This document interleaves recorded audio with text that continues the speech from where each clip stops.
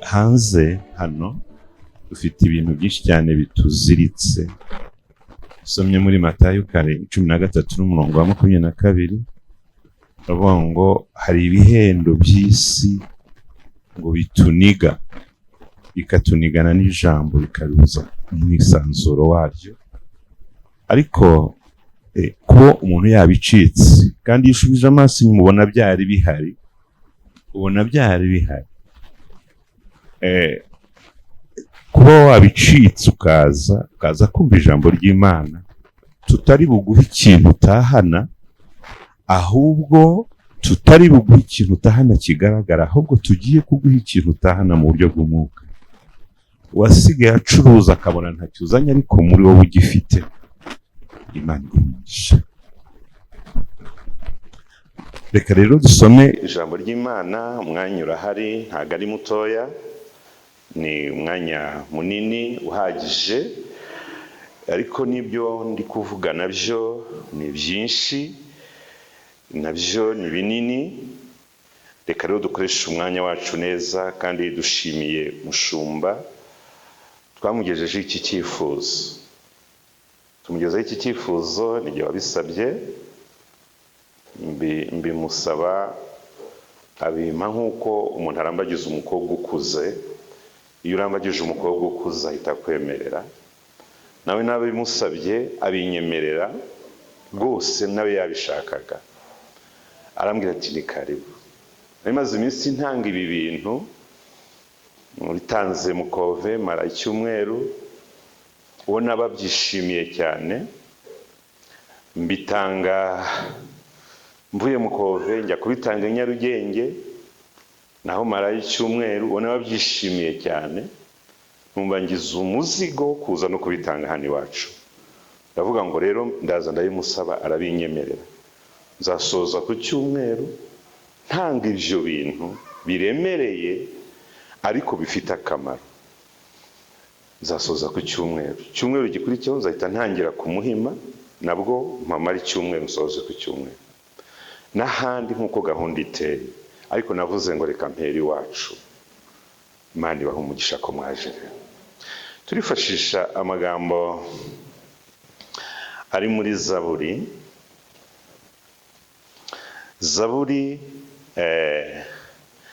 ya 90 n'umurongo wa 12. Twifashishe n'ayandi ari muri Matayo 7:24. Aya ngaya ari muri Zaburi ya 90. Iyi ni Zaburi ya Mose. Aravuga ngo utwigishe kubara iminsi yacu mu buryo butuma dutunga imitima y'ubwenge. Hanyuma Matayo 7:24 haravuga ngo umuntu wese wumva ayo magambo yanjye akayakomeza azaba nk'umunyabwenge wubatse inzu ye ku rutare. 25 imvura iragwa, imivu iratemba, umuyaga urahuha, byose byikubita kuri iyo nzu ntiyagwa, kuko yari ishinze ku rutare. Izina ry'Imana rihabwe icyubahiro. Ni iri jambo tugiye kuganira, gutunga umutima w'ubwenge. Tunga umutima w'ubwenge. Ariko insanganyamatsiko nk'uko bayibabwiye ni ukugaruka kwa Yesu. Iri jambo rero ryo kugaruka kwa Yesu ntabwo ryakumvwa n'umuntu udafite umutima uri mu bwenge. Hano muri Bibiliya, aha muri Bibiliya huzuyemo amagambo agoye gusobanuka, asaba kugira ngo umuntu ayahe igihe, ayahe umwanya kugira ngo abashe gusobanuka. Iyo utayahaye umwanya kugira ngo rero iki cyigisho cyo kugaruka kwa Yesu kiragusaba ibintu bibiri. Ikintu cya mbere ni ukuza witeguye kuyumva. Icya kabiri ni ukuyaha umwanya ukayumva. N'ubu utiteguye kuyumva, waje ufite ikindi cyangwa ibindi wari witeguye, ntabwo uri buyumve. Ariko nuza witeguye kuyumva, ukaza warangiza ukayaha umwanya, uyu mutima w'ubwenge ukayumvisha umutima w'ubwenge, aya magambo ntabwo akubera amagambo atumvikana, ahubwo arakubera amagambo asobanutse.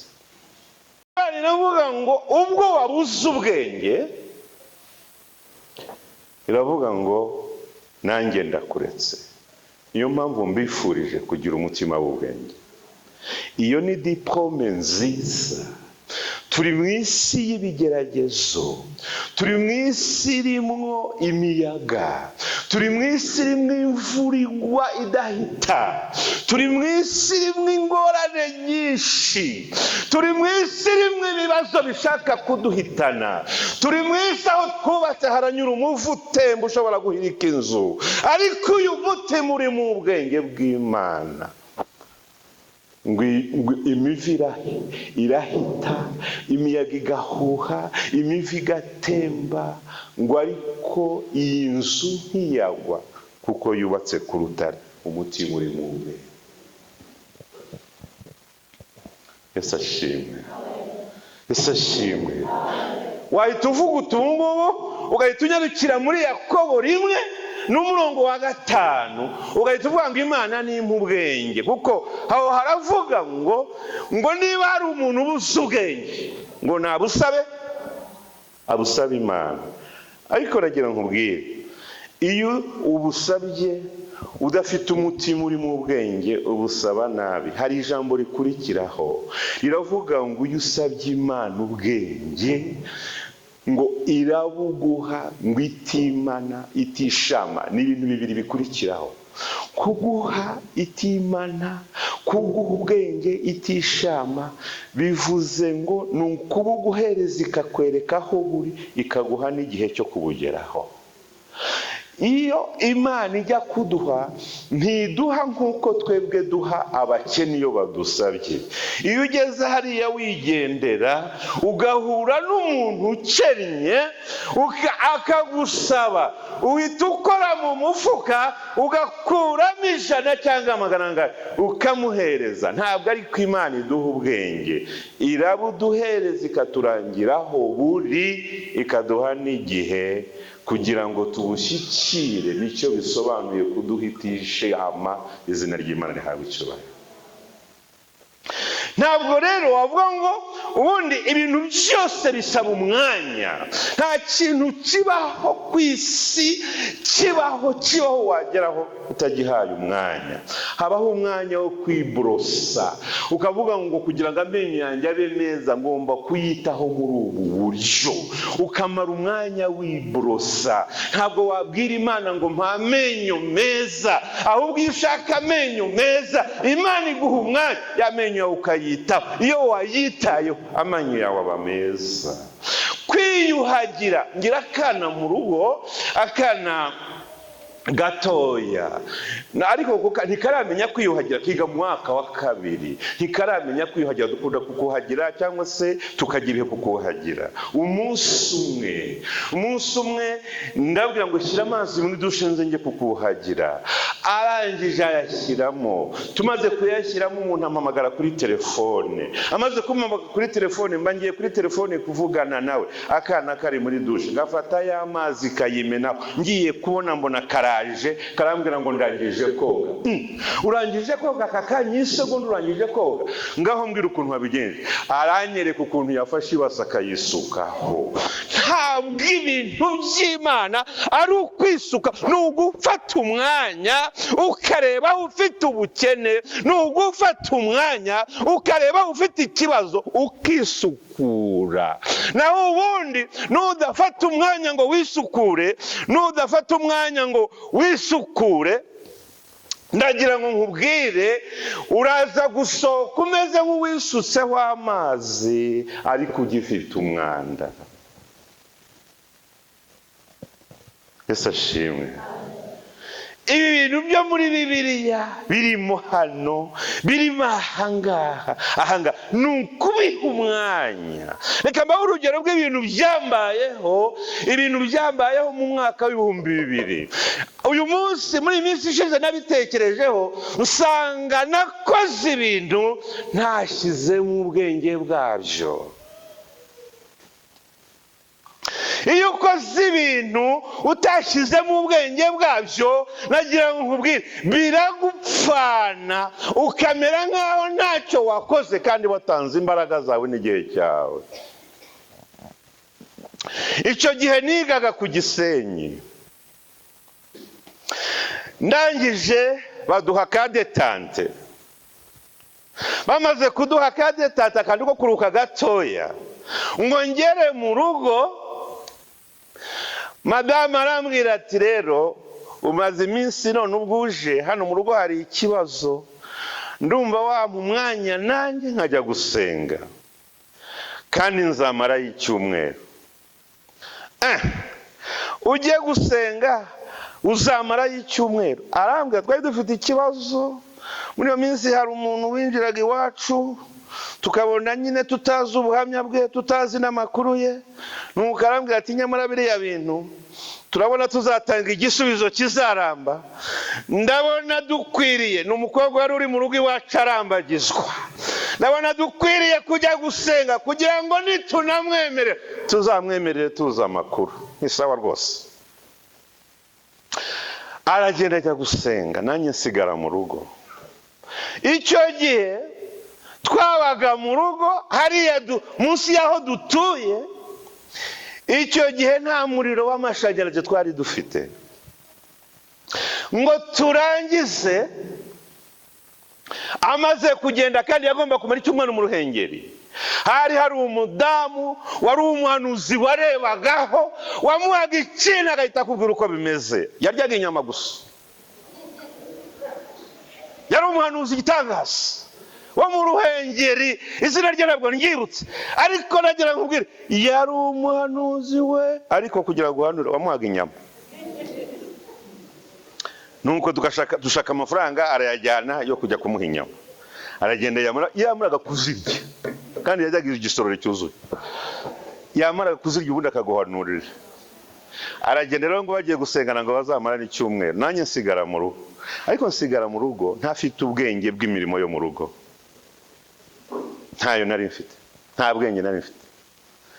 Madame aragenda, amaze kugenda, muri icyo gihe nta muriro w'amashanyarazi wari uri mu rugo. Ndangije nakoze amakosa abiri, ariko ndababwira rimwe. Nakoze amakosa abiri.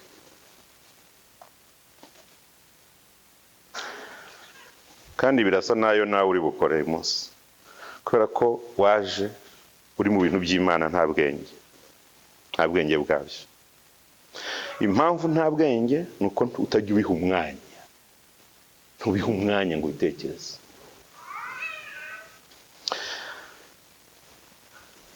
Yansigiye amafaranga yo kuzahisha icyumweru. Guhera ku wa mbere azagaruka ku cyumweru. Ansigira amafaranga, kandi nanjye nabaga ku Gisenyi, agahaha, gakora byose. Mbese urugo rwari rumeze neza, ndahari. Yewe nari ngiye kurusigana icyumweru. Ansigira amafaranga yo kuzakoresha icyumweru. akimara kugenda twagiraga umuhungu wajyaga atembereza peteroli agenda yicuruza, bamwitaga ngo ni suga. noneho yazaga mu rugo madamu akagura 50 cyangwa twagiraga amatara 3 iyo mu gikoni n'iryo mu bana n'iryo muri salo, nuko tugakwirakwiza hose akagura 50. Jewe rero nsigiye amafaranga, suga bazanye peteroli, ngewe ndamubwira nti ntabwo ngiye guhaha nk'abagore, ndamubwira nti mama amacupa 2 atatu amacupa 3, ampa amacupa 3, icupa ryaguraga 100, mwishyura turuwasa, shyira mu kajerekani. Okay, ubwo ndahashye, natangiye urugo narusigaranye, nta bwenge bwabyo mfite, sinigeze mbitekerezaho, nkoze ibintu bitari muri gahunda. Ndangije maze kwishyura 300, Mungu aragiye, turahashye nijoro, turariye, abana barariye, nuko nijoro tujya kuryama. Tumaze kuryama nijoro bigeze nka 6 z'ijoro twicuye, hari ahantu twavomaga haruguru y'urugo twari duturanye, n'ubu turacyaturanye. Umukozi waho witwa Donata arahamagaye ati amazi yaje. Icyo gihe amazi yari yarabuze, murabyibutse muri 2000. Amazi yaje iwacu, niho twavomaga tukishyura ku kwezi. Mbyibutsa abana nti mwese iyo amazi yazaga bavomeraga ibintu byose n'amasafuriya n'amabasi. Mbyibutsa abana twari dufite ingunguru ijyamo amazi. Urumva kora ibintu utatekereje. Abana baragenda bajya kuvoma, bande yande, harimo na bamwe barahangaha barimo simbizi, ni ntabwo mbitegereza neza. Babaga ibange turavoma ijoro ryose, jewe nari ndi mu rugo mfata amazi suka mu ngunguru, nabo bavoma bamanuka bazana amazi. Uza gufata ya kajerekani karimo pe, kubera kutamenya gahunda. Nta gahunda y'ibyo mu rugo mfite. Ubwo ndiho nsukamo nyine, bajya kuvoma nsukamo, fata na kajerekani nsukamo, suka mu ngunguru. Yewe nkumva peteroli iranuka, simenye ibyo ari byo. Abana baravoma ijoro ryose, nanjye nsukamo, baravoma ijoro ryose, barakoresha imbaraga, ntibaryamye, nanjye nsukamo. Barangije kuvoma ibintu byose twabyujuje byose, hanyuma tukumva peteroli iranuka. Ese basha cyagenze bite ko peteroli iranuka? Umwana umwe batari ko papa ati kakajerekani ka peteroli kari he? Ngonge kureba sanga nagasutse mu ngunguru. Amazi twavomye yose abaye imfabusa. N'imyenda twafuze dufurishije ayo mazi, wanyuraga ku muntu akabase, uyu muntu byashinzwe. Impamvu nta yindi, nakoze ibintu ntashyize mu bwenge. Abantu niko bameze, bari mu nzu y'Imana, ibintu by'Imana bariho barabyumva, nta bwenge bw'Imana bashyiramo.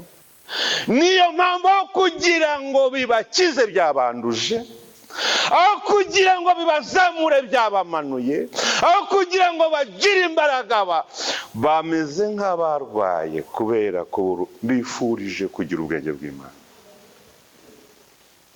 Bifurije kugira ubwenge bw'Imana. Haleluya. Rero uyu mwanya icyigisho ni ukugaruka kwa Yesu.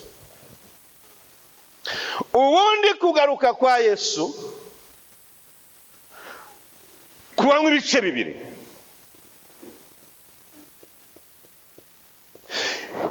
Igice cya mbere mu gifaransa bakita enlèvement de l'église, ni ukuzamurwa kw'itorero. Icyo gice cya mbere cyo kugaruka kwa Yesu, ko kuzamurwa kw'itorero, ntabwo Yesu azaza mu isi.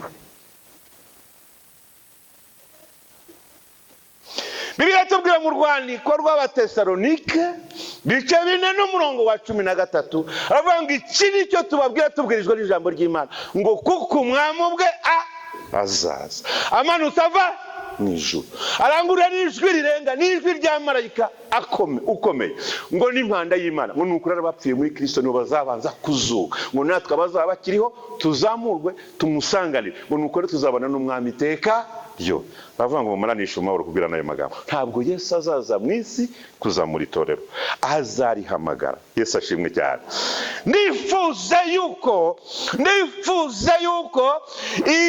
iyi apere, iyi gahunda, ubu buryo, ndifuza yuko ubu buryo bwo kumva ijwi ry'Imana, ndifuza yuko bwabaho nawe ukabuzirikana, kugira ngo Yesu nahagarara hari kubyitegura ni ryari, kubyitegura ni nonanga.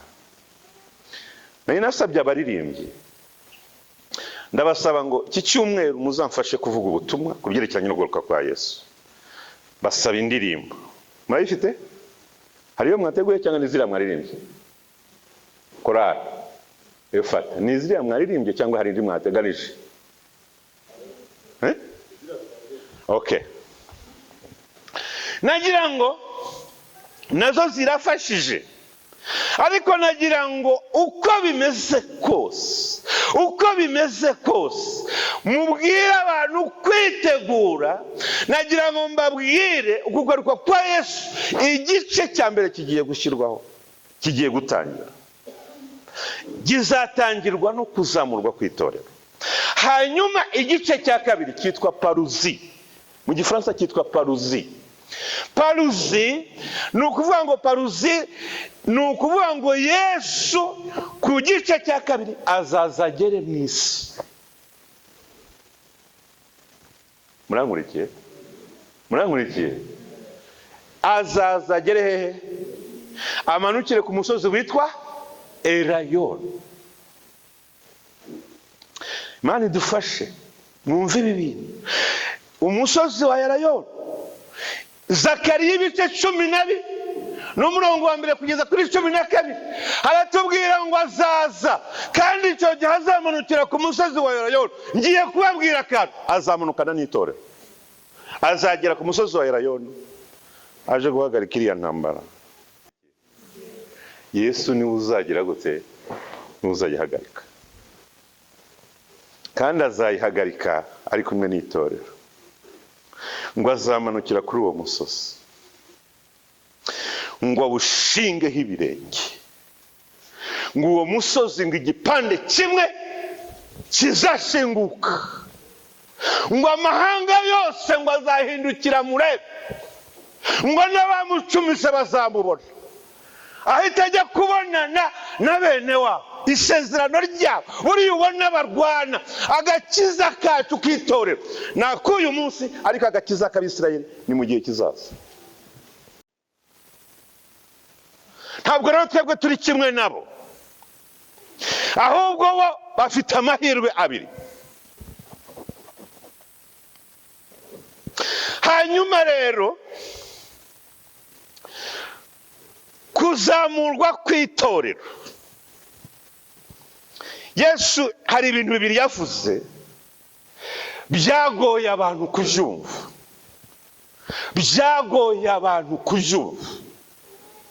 abigishwa be bagorwa no kubyumva. Icyambere yaravuze ngo nzagenda, baramwataka bati uzajya? Turakubona uratugaburira, turagendana, uravuga, urigisha, uzajya aho ujya ko tutahazi? Uzanywa Yesu ahubwo ugende? Yesu arabwira ngo ndagenda, kandi aho nzajya ni kwa Data. Inzira se ni iyi? Aravuga ngo ni jyewe nzira, ni nanjye kuri, ni nanjye bugingo. arongera avuga irindi jambo ryabagoye, aravuga ngo kandi nzagaruka mbajyane. Yesu ashimwe. Imana ishimwe ko yadusize azagaruka. Imana ishimwe ko azaza. Hari umugabo umwe witwa Bengeri w'Umudage. Uwo mugabo witwa Bengeri w'Umudage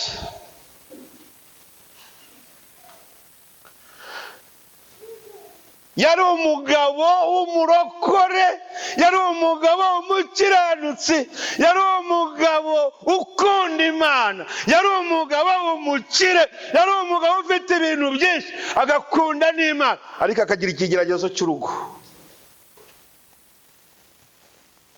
Yagiraga umugore wanywaga inzoga, yagiraga abana bazaga nijoro buri gihe basinze. Yayiwe bakaza nijoro basinze. Nagira ngo hari aba bana be n'uwo mugore wagira ngo nibo bashyize buryo Ubudage buba mu bihugu 5 bya mbere ku isi birimo inzoga cyane. Muzasoma mu mateka. Kuratekereza ko abo bana hari aribo batangije icyo kintu. Banywaga inzoga zikenewe n'izidakenewe, bagasinda. Noneho bataha bagera mu rugo, Isa akareba akitegereza na nyina, bose basinze, bose babaye ibyatsi. Agashaka kurwana, agashaka gutongana, ariko dore ngo ijambo ryamubuzaga gutongana. Reka ndibabwire, muri Luka ibice 12 n'umurongo wa 37 haravuga ngo hahirwa umugaragu shebuja azaza agasanga akiri maso. Uranyumvise? Niryo ryamubuzaga kurwana, niryo ryamubuzaga gutongana, niryo ryamubuzaga gukora ibibi. Akavuga ngo reka nkomeze mbe maso, n'ibingibi bariho bankorera ni ukugira ngo batume databuja naza azasange ntari maso, ngo akabyihorera akabyirengagiza. Akavuga ngo igihe nikigera Imana izabaha agakiza, igihe nikigera bazakizwa, kandi nibatanakizwa nanjye nzakiza ubugingo bwanjye. Akabyihorera avuga ngo hahirwa umugaragu shebuja azaza agasanga ari maso. Aravuga ati ese ko Kristo atatubwiye igihe azazira? Ese ko Kristo yavuze ngo azaza ntavuga igihe? Niba hari ikintu gituma abantu binuba, niba hari ikintu gituma abantu batongana, ni igihe umuntu yakwiciye gahunda. Umuntu akubwira ngo tuze guhurira hari, ukagenda ukamutegereza ukamubura, usanga umuntu yarakaye. Dore n'ikirakaje abantu ni ukubera ko bariho bavuga ngo Yesu yabiciye gahunda, ariko nta gahunda Yesu yishe. Yari yavuze ngo ndaza vuba. Hanyuma rero vuba ya Yesu niyo yabananiye, none mwarakaye, mwatangiye gutarara. Mbifurije kuba maso. Dore hari ibintu 3 Yesu yavuze azaha umuntu uri maso, ari byo Bengeri yavuga ngo arabishaka. Icyambere yaravuze ngo abantu bari maso ninza azasanga bari maso, ngo nzakenyera. Haleluya, nzakenyera. Icya kabiri ngo mbaserive. Igitecyerezo. Ariko ninde muntu wari wagaburirwa na perezida wa repubulika? Ariko Imana ihoraho ntawe. Ninde sa uretse no kukugaburira irana gusuhuza se? Ninde muntu hari? Ninde muntu hari wari wagaburirwa na gitifu? Yena ngo ugende ujye kwa gitifu ngo nawe atereka nkwakire mukozi w'Imana. Ninde se? Hari se? Nta nuragaburirwa na mudugudu. Ariko nagira ngo ubwire, nuba maso ugakiranuka, Yesu ngo azakenyera. Avuze ko azakenyera. Azakenyera, hanyuma ngo aguhereze. Hanyuma kandi ngo icya gatatu azakora, ngo azakubwira. Urakoze? Icya gatatu ngo azakora, ngo azakwicaza iruhande rwe musangira. Bengeri aravuga ati ibi bintu tubona hano mu isi biturangaza, bidukuriramo amavuta, bidutesha umutwe, ntabwo bingana no kwakirwa na Yesu. Ngo arihangana, ariko igitangaza cyabaye muri uko kwihangana kwe kwakoze umurimo. Abana n'umugore baje gukizwa, izina ry'Imana habwe icyubahiro. Rero ibi byo kugaruka kwa Yesu bigaragarira mu bimenyetso. Nta kintu na kimwe kibaho kitagira ikimenyetso. Indwara igaragarira mu bimenyetso, umugore utwite bibonera mu bimenyetso, ibintu byose bigenda bigaragarira mu bimenyetso. No kugaruka kwa Yesu bigaragarira mu bimenyetso. Bigaragare neza yuko iyo tubyitayeho tukabireba tubona ko Yesu agiye kuza vuba. Yesu ashimwe, Yesu ashimwe, haleluya. Ibimenyetso nibyo tugiye kureba bigaragaza kugaruka kwa Yesu, nibyo tugiye kureba. Ndababwira ibintu 7 ibyo bimenyetso bigaragarira mu by'ubuzima bw'abantu 7. Hanyuma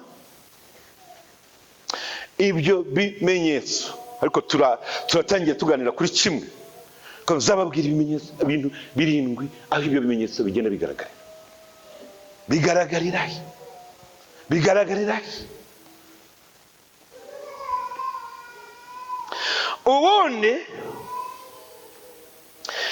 Yesu avuka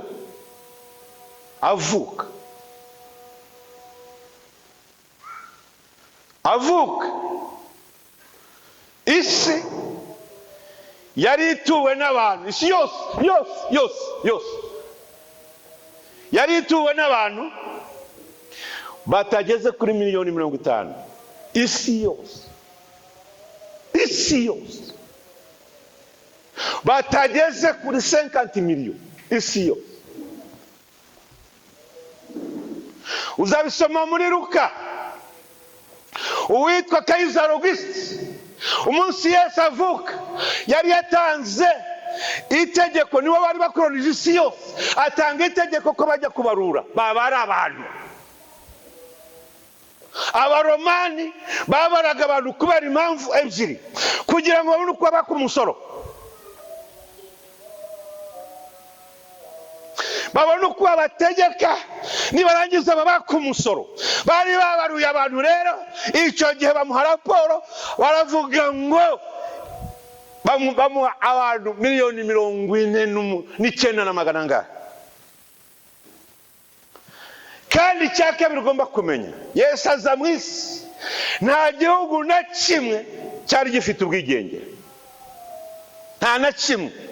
Babagaho ku mbaraga, babagaho mbese ukurushije imbaraga yaraza akakwambura igihugu.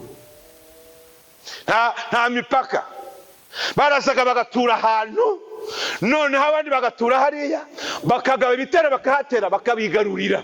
Niko byari, nta mipaka. Abize geography, abize amateka murabizi, nta mipaka yaririho. Yesu rero akunda kuvuga ngo nzagenda kandi nzagaruka. Baramubaza bati tubwire igihe uzagarukira. Rero arababwira muri Luka ibice 21 n'umurongo wa 28, arababwira ngo murebere ku mutini n'ibindi biti. Murebere ku mutini n'ibindi biti. Ni ukuvuga ngo bamajije igihe azagarukira.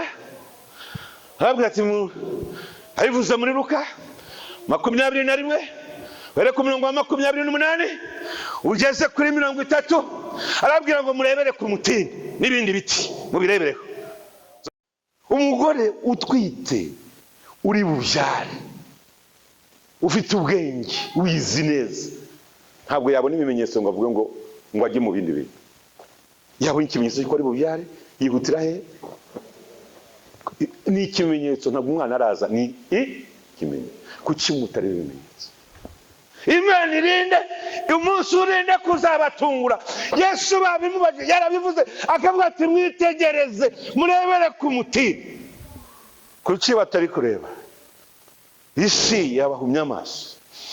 Abantu, yego Mana yanjye, nagira ngo mbabwire, hano niba hari abantu baremye isoko ryo hanze, bajyana amarishandize hanze, cyangwa bajya kurangura hanze, kujya gushaka imyaka, zavoka, ibijumba, imineke, niba hari abantu bajya babikora, bagiye babikora. Iyo wagiye guhaha hanze, ukagenda ugasanga isoko rikarema, ukazinduka ukagenda ukagura ibijumba, ukagura ifu, ukagura inkoko, ukagura amagi, ukagura avoka, ukagura bya bintu byose. Iyo umaze kubigura, umaze kubibona, ikiba gisigaye uba ugomba gushaka uko ubitahana, uba ugomba kureba uko ubijyana. Nicyo kiba kigoye, nicyo kiba gisigaye. None nshuti zanjye, ko mwaje Imana ikadushyira hano mu isi tugahumba tukabibona ko nawe uburara, ko nawe wambaye ubusa, kuki mutazinga kugira ngo twambuke ko turi hafi kugenda? Isoko riri hafi kuremura, isoko riri hafi kuremura, riri hafi kuremura. Nagira ngo nkubwire, hari n'igihe ujya mu isoko, ibyo wari ugiye gushaka ukabibura, ugakora hirya ugakora hino, ukabishaka ukabibura, ariko niyo wabibuze ntabwo bikubuza gutaha. Nagira ngo nkubwire, nubwo ntabyo urabona, ntabwo urabibona, yenda abandi bafite amazu, wowe nturayibona. Abandi bashatse amafaranga, wowe ntayo urabona. Abandi bashatse ubutunzi, wowe ntabwo urabona. Uracyashakisha. Dore igisigaye, fata ibyangushe. Isoko rigiye kuremura, isoko rigiye kuremura, rizaremura abantu basohoye invitasiyo, rizaremura abantu batetse, rizaremura abantu bajya kwa muganga, rizaremura ariko rizaremura. Yesu yavuze ibimenyetso kandi byarabaye.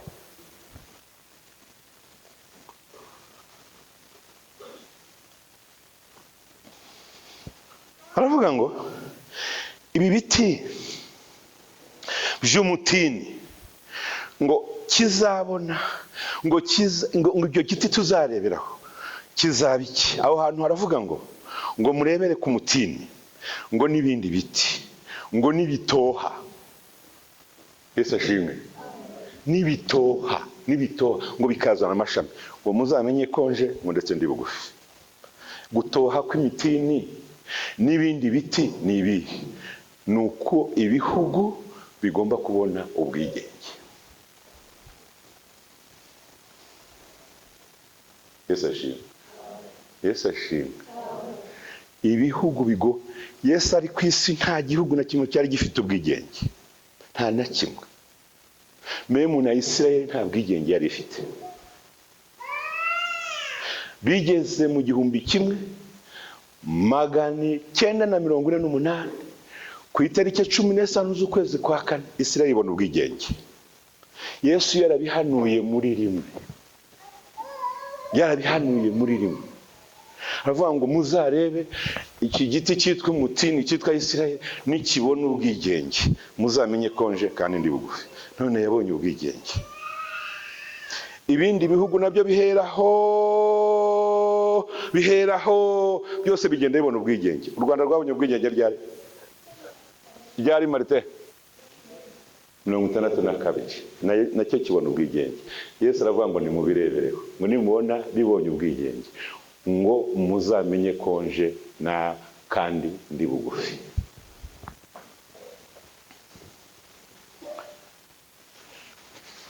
Ubundi bigaragarira ahambere, aho byibanze cyane kandi tuzanibanda cyane, ni muri politike y'isi. Aha kabiri ariho tuzavugamo n'iriya ntambara, tuzababwira n'uburyo izarangira, iriya yo muri Palestine, mu burasirazuba bwo hagati. Aha kabiri ni mu bukungu bw'isi, ekonomi mondiale, harimo ibimenyetso naho. Aha gatatu ni mu buzima, vie sociale, mu mibereho myiza y'abatuye isi, uko abantu babana, ikizaba kiburamo, naho harimo ibimenyetso. Aha kane ni mu madini, Aha gatanu tuzavuga ni mu mateka y'isi, uhereye igihe amateka y'isi yandikiwe kuri histoire, naho harimo ibimenyetso birunze.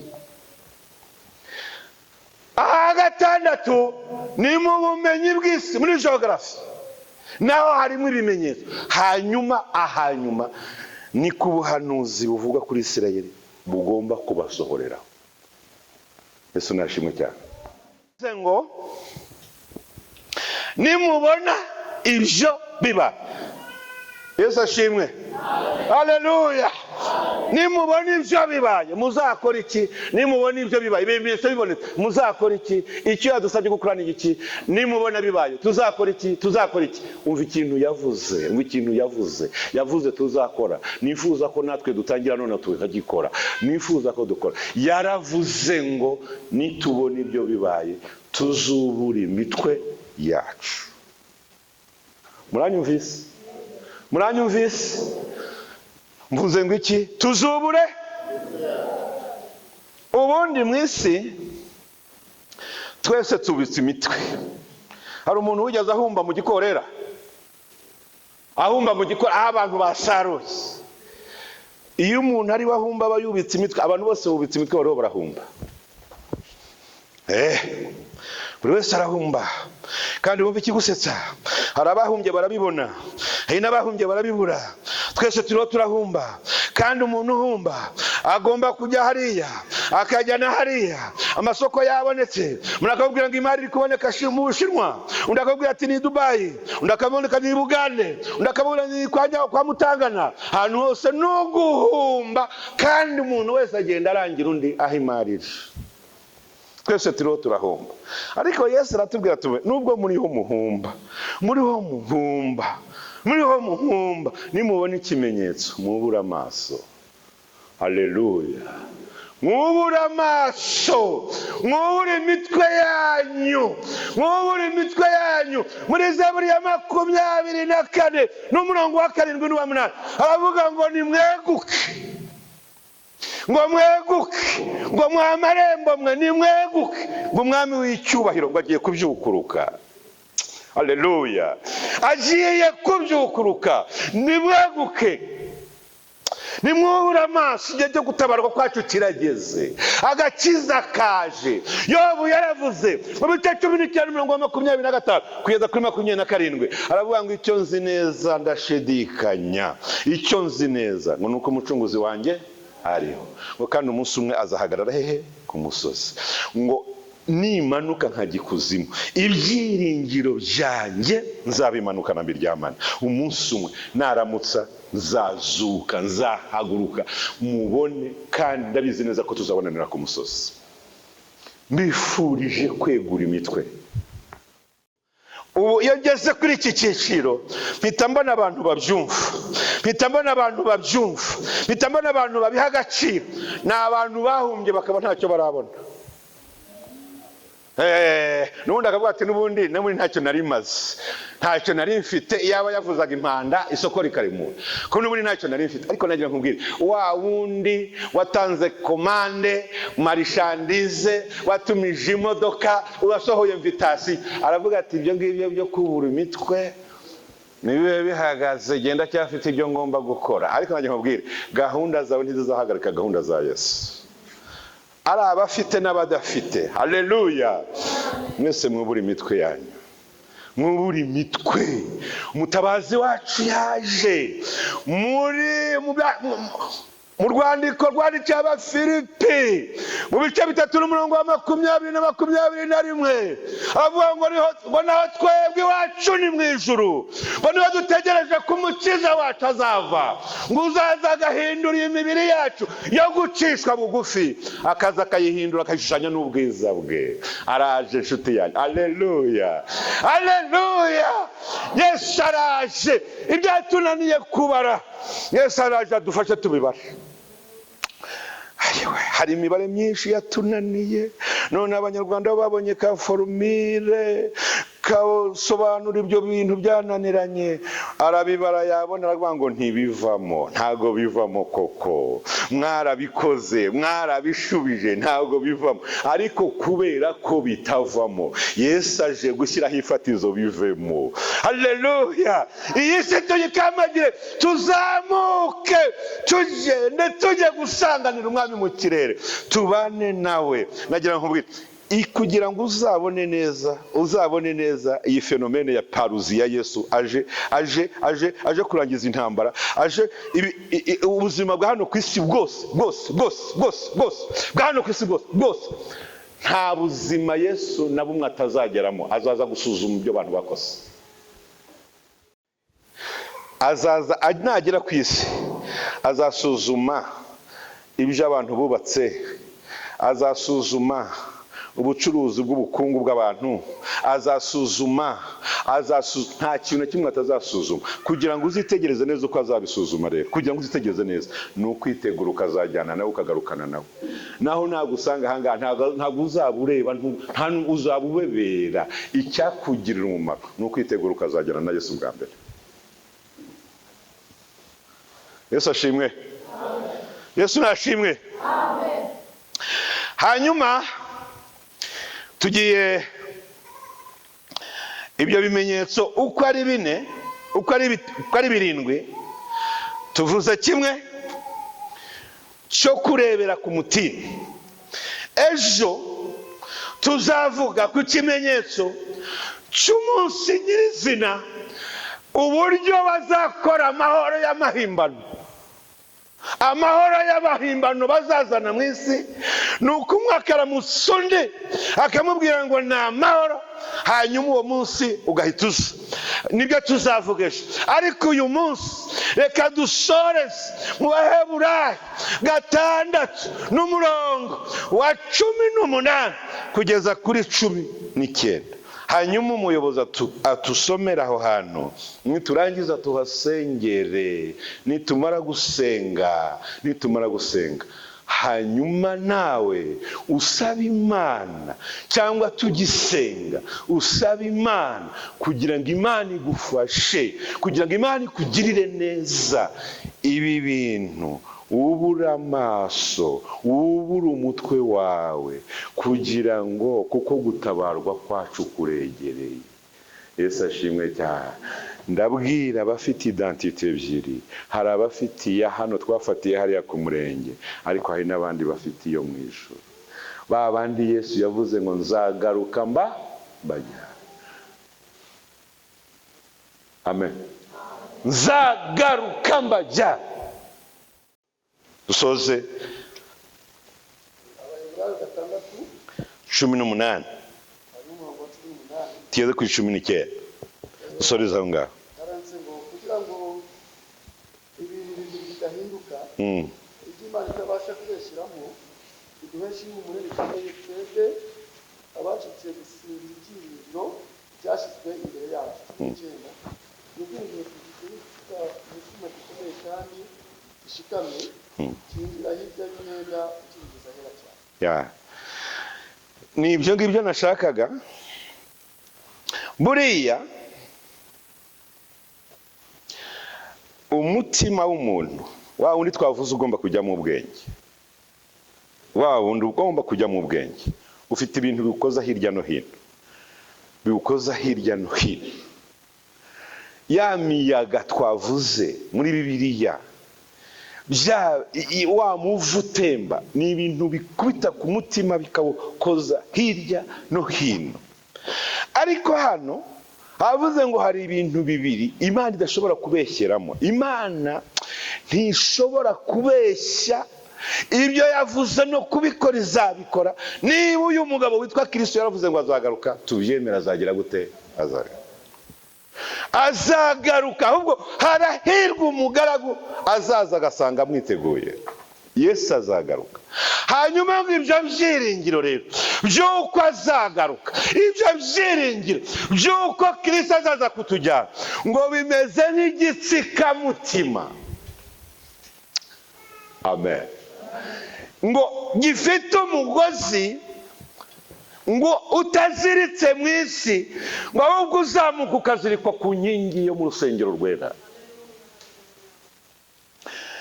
Bivuze rero yuko twebwe burya umuntu afite ibyiringiro, ariko igitsika burya hari igihe umuntu yumva avuga akumva aguwe neza cyane, akumva afite umunezero, ariko ibyo yiringiye biziritse hano mu isi. Ariko ibyiringiro by'abizera, Yesu ashimwe, ibyiringiro by'abizera ngo biziritse umugozi, ngo ukarenga ukajya hera cyane, ngo hanyuma wa mugozi ngo bakawuzirika ku nkingi y'urusengero rwera. Ngo nicyo gituma isi igira gutya ntugire icyuba, kubera kuziritse hehe? Ahera. Ninjiye ahera cyane Yesu yaneguriye, mporanywa amazi meza y'isoko idakama, manuniyo y'iminsi yose wa mutsima w'Imana, nagerereye ahera cyane. Ninjiye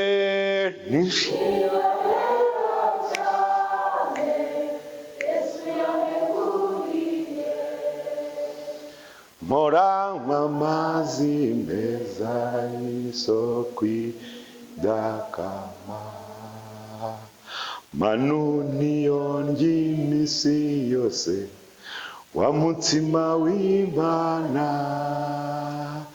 nagerereye ahera cyane.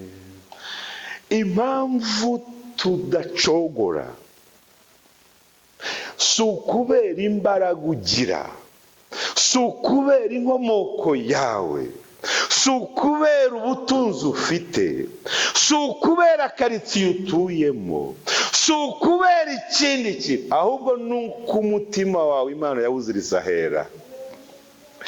Imana ifata umutima wawe iwuzirika he, imiyaga iraza, imivu iratemba, igwa kuri ya nzu, ngo ariko ya nzu ntiyagwa kuko uwo mutima uziritse hehe? Ahera.